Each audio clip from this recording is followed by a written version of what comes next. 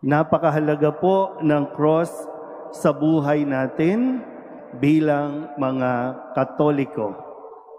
Ito ang identity natin. That's why, as we see a cross, whenever we see a cross, it reminds us of our faith.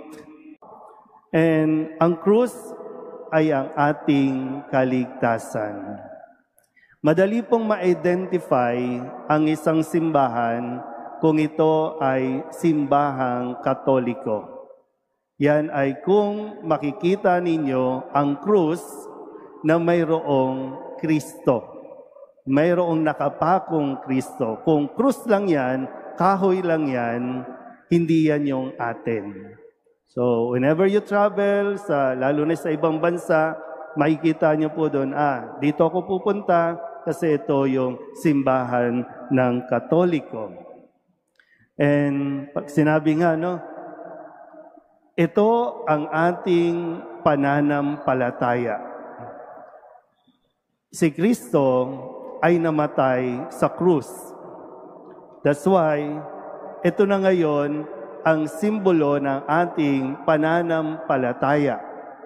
Yung dati, ang krus ay simbolo ng kahihiyan dahil ito nga ang ginagamit bilang parusa sa mga taong makasalanan, sa mga taong nagkasala sa gobyerno, sa mga taong nakagawa ng karumal-dumal na kasalanan. But because of Jesus, this cross became our salvation. Kaya po, kung ito ang ating pananampalataya, kailangan natin at dapat nating ipinaglalaban din ito. And let me remind you, my dear brothers and sisters, sabi ko po, paulit-ulit, ito ang simbolo ng ating pananampalataya. Hindi ito anting-anting at hindi rin ito pampaswerte. Mamaya, pag uwi ninyo, tingnan nyo ulit kung saan nakalagay ang mga krus ninyo. Kasi kadalasan, pag pumapasok tayo, lalo na kung may mga house blessing, kami mga pare, pag pumapasok sa inyo, nagpapabless kayo ng altar. Nandiyan dyan ang krus, pero nandiyan dyan din yung pusa.